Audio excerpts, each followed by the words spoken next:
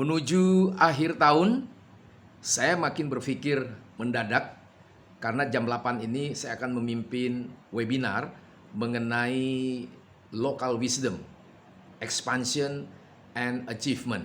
Sebentar lagi jam 8. But anyway, gua tiba-tiba tergerak ingin membahas mengenai satu review education management. Why? Jadi selama COVID seperti ini, berdialog dengan keponakan, berdialog dengan teman-teman yang punya anak, dan berdialog di kafe-kafe mendengar para students, mahasiswa, ataupun siswa. Nah, sekarang saya ingin mencoba memberikan satu gap reality atau gap function between students, parents, and teachers or lecturer, dosen. Ya. Hal yang pertama adalah saya memberikan satu suggestion, memberikan satu proposal ideas. Saya juga visiting lecturer, saya juga konsultan education. Dan ini menjadi satu hal yang selalu saya pikirkan dari dulu setiap saya sekolah, dari SD, SMP, SMA, kuliah, S1, S2, S3, yang sangat berkesan sekali sewaktu saya kuliah S2 di luar negeri. Disitulah satu momen turning point, dan disitulah satu konfigurasi bagaimana sebagai seorang mahasiswa yang bisa memproklamasikan identitas dan nalar yang terus dieksplorasi. Nah, yang pertama, saya mengusulkan begini.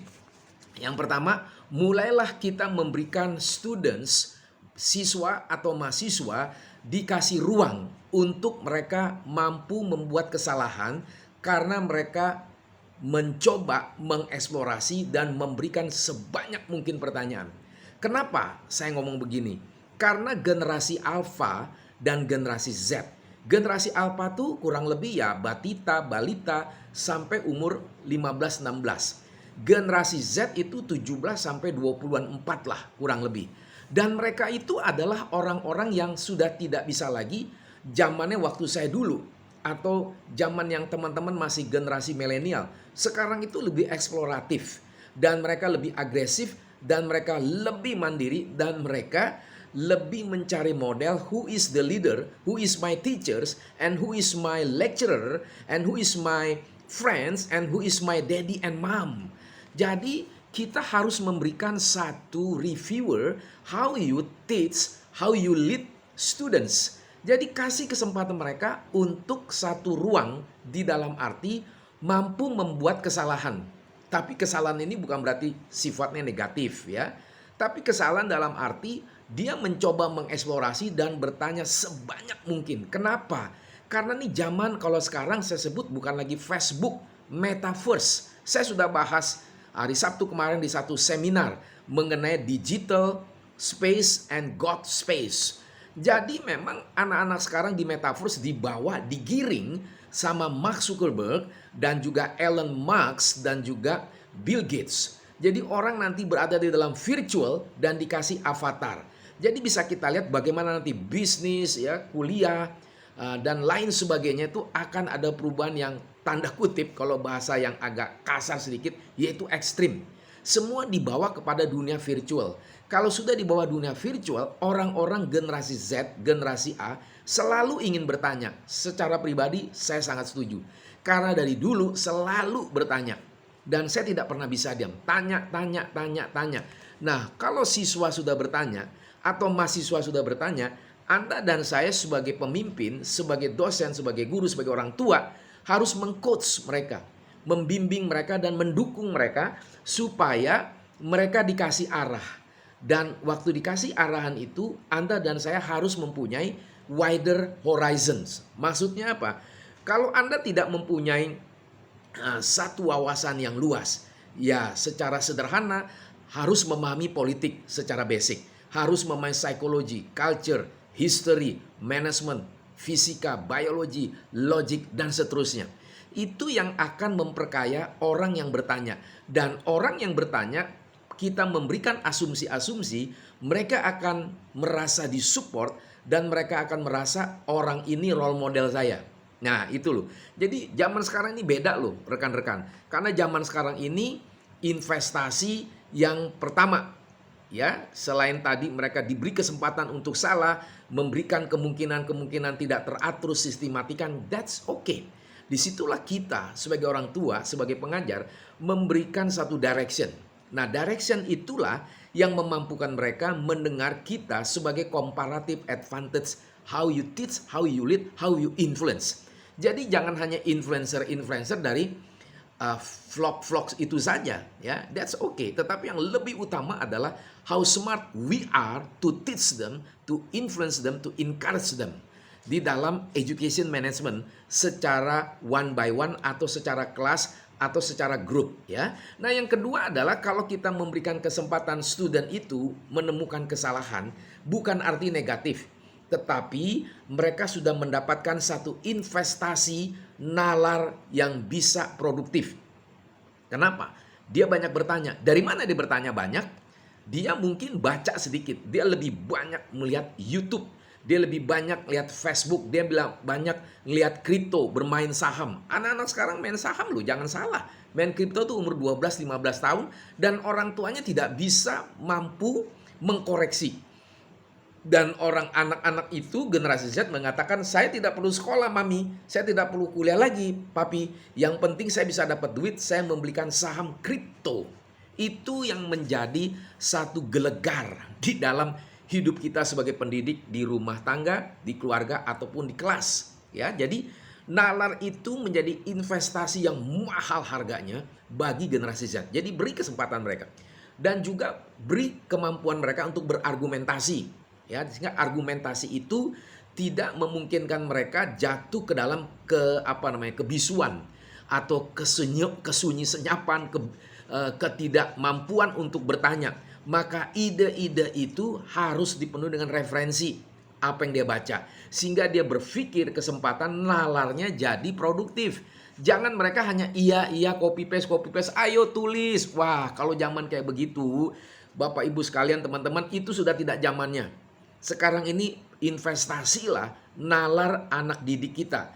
Berilah dia satu argumentasi yang dia mengeksplorasi seluruh kompetensi dan potensi yang terintegrasi di dalam tubuh dia, maka mengakibatkan ide mereka tidak akan pernah habis. Jadi selalu berjalan dan berjalan. Kedua, always start with a blank sheet of paper. Jadi hal yang kedua adalah selalu mulai dengan satu istilahnya kertas yang kosong. Artinya apa? Beri dia, ayo eksplorasi, kamu tulis, kamu bisa buat mind map. Coba kamu gambarkan ide, mau gambar apa, kamu presentasi sehingga ada kemampuan kamu public speaking. Nah, ini orang Indonesia lemah sekali public speaking. They don't know how to speak. They don't know how to speak up. They don't know how you start with the question answer. Itu yang tidak dibentuk sejak dari rumah tangga, sejak dia kecil. Batita kah, balita kah, SD, SMP, SMA di dalam generasi alpha atau generasi Z. Jadi kita harus memulai mereka untuk mengeksplorasi ideas, knowledge. Itu dikuatkan dengan referensi apa yang dia dapat, yaitu referensi dari buku-buku seberapa banyak dia baca. Kalau dia terbiasa mengeksplorasi karena pengaruh dari papa mamanya, dari guru, dari teman, dari YouTube, pasti dia ada willingness, ada sesuatu kerinduan untuk mencari referensi dari majalah. Dan mereka tahu sebenarnya gak mungkin orang-orang ekspertis itu kok tiba-tiba bisa bicara bagus, argumentasinya, analisisnya. No, dia pasti mencari tahu karena yang ada di dalam YouTube itu sesuatu knowledge resourcefulness behind the scene of somebody. To know all things as we said, apa? Yaitu curiosity. Jadi rasa ingin tahu yang mendalam.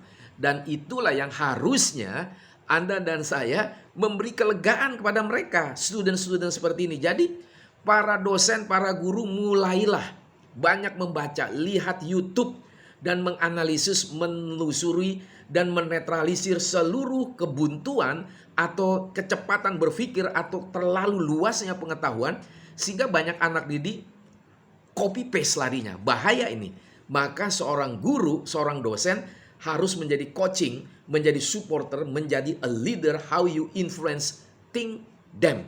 Itu yang menjadi kesegaran, menjadi freshness begitu ya.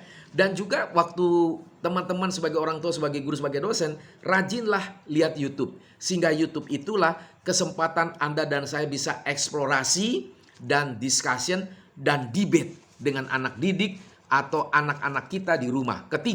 Yang ketiga adalah empower students. Jadi kalau empower students, there are three things. Ada 3 hal.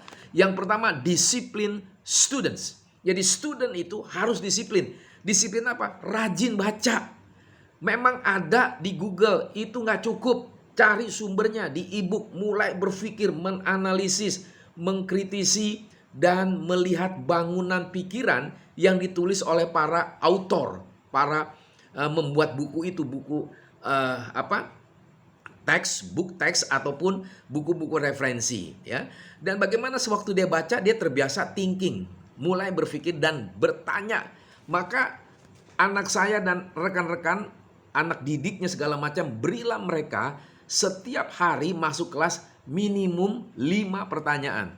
Nah, kalau sebagai guru, sebagai dosen tidak mengajak, mengencourage 5 pertanyaan, itu akan menjadi susah. Karena dia nggak ada ide. Kamu mau menanya apa saya? Saya mau dapat dari mana ide saya? Saya nggak ada sumber. Nah itu jadi perlu sekali memberikan kesempatan dia bertanya sebanyak mungkin dari apa yang dia baca, dia berpikir, dan dia mempersiapkan minimal 2-5 pertanyaan setiap hari dia masuk, apapun mata pelajarannya, apapun mata kuliahnya, begitu ya.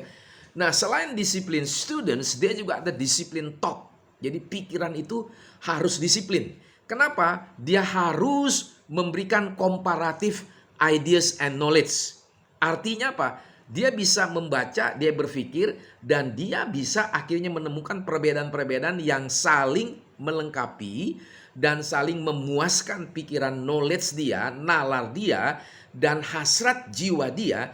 Ada satu kelenturan untuk mempertontonkan profesi dia sebagai student. Someday, if they finalize all things sebagai sarjana, sebagai lulus SMA, SMP, SD, ada satu kebanggaan.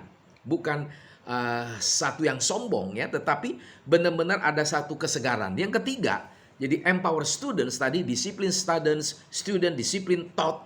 Yang ketiga adalah building architecture thinking. Maksudnya apa? Tujuannya bukan copy paste, tetapi karena dia sudah membuat satu arsitektur dari pikiran, dari buku yang dia baca, terbiasa dialog interaktif dengan teman-teman, di dalam discussion juga dengan dosen, dengan guru, dengan orang tua. Terlihat ya, kalau seorang anak hidup dengan pertanyaan karena di rumah dengan papa mama diskusinya hidup. Atau kalau saya sebagai orang Kristen, itu seringkali ada ustadz atau pastor memberikan tanya jawab di waktu-waktu mereka ada discussion yang panjang. Dan yang ketiga dari empower students adalah disiplin action. Artinya apa? Orang anak itu harus ditumbuhkan kreativitas liar. Liar di sini bukan ganas, tapi liar. Dia mencoba menelusuri dan dia bisa mengilusikan dan dia bisa membentuk satu opportunity di dalam mind map. Sehingga apa yang dia pikir secara basic, dia bisa memperluas lebih panjang lagi, lebih limpah lagi. Itulah mind map ya. Disiplin action yang kedua adalah out of the box. Berarti students itu dari sejak kecil, dari dia sejak belajar, tidak hanya berbicara rules yang ada in box atau out of the box. Artinya apa? Dia harus melihat ada komparasi-komparasi yang dia tidak pikir selama ini. Mungkin yang ketiga, out of the box, maksudnya yang kedua tadi, saya mau tambahkan adalah without the box. Jadi bisa nggak seorang mahasiswa, dia selain melanggar daripada aturan, dia membuat sesuatu spasial. Kemungkinan-kemungkinan yang tidak dipikir oleh dirinya, ataupun oleh gurunya, ataupun dosennya, dia menemukan ada refreshness ideas. Nah di situ dia mencoba, jangan dimarahi, jangan dikatakan, oh ini kamu salah. No, bagi saya itu nggak tepat gitu ya. Nah yang disiplin action yang ketiga adalah supaya student itu mandiri untuk dia mampu menemukan kualitasnya sebagai seorang profesionalitas sejak anak-anak, dan itu yang akan menghidupkan dia. Yang keempat, yang terakhir, saya akan membahas yang keempat tadi, bahwa student, siswa atau mahasiswa, lebih tepatnya generasi A dan generasi Z, itu adalah harta yang paling indah dan bernilai tinggi di hadapan keluarga dan juga di sekolah dan di kampus. Jadi seorang tenaga pendidik, orang tua, dosen ataupun guru mulai cerdas dan memikirkan bagaimana mengelola students ini sebagai harta karun yang sangat agung, yang sangat mulia. Dan itu sesungguhnya dipertanggungjawabkan kepada Tuhan di dalam keimanan kita masing-masing. Betul nggak? Karena kita ini kan suami istri melahirkan anak. Anak itu harus kita didik, kita kelola. Maka harta yang indah adalah pusaka di dalam keluarga, pusaka di dalam sekolah, pusaka di dalam kampus, pusaka di dalam negara, pusaka di dalam korporasi. Luar biasa kalau Anda dan saya memahami filsafat education di dalam perspektif yang coba saya terobos di dalam pembaruan yang kebaruan ini. Maka student, harta yang indah tidak hanya dikelola, itu juga menjadi investasi jangka panjang. Nah, investasi jangka panjang membutuhkan satu energi dan juga satu kesegaran, dan mengakibatkan seorang tenaga pendidik dia harus memahami academic smart. Banyak orang kalau academic smart pasti dia nggak berhasil mendidik orang yang mempunyai ide-ide banyak. Termasuk saya. Saya orangnya sangat street smart karena apa yang saya pelajari dari buku langsung saya olah, bukan copy paste. Dan saya telusuri, saya bangun arsitektur pikiran-pikiran secara akademik, lalu saya lakukan di dalam dunia karir saya sebagai street smart. Jadi bukan copy paste. Street smart itu bagaimana kita integrasi, kita perluaskan, dan akhirnya menjadi satu kesegaran dan percaya diri sebagai seorang students karena pengaruh dari buku, pengaruh dari expertise, pengaruh dari orang tua, pengaruh tenaga pendidik. Maka Anda dan saya akan ada satu goals and purpose, how the success story and continue by student itself. Thank you, friend. Goodbye.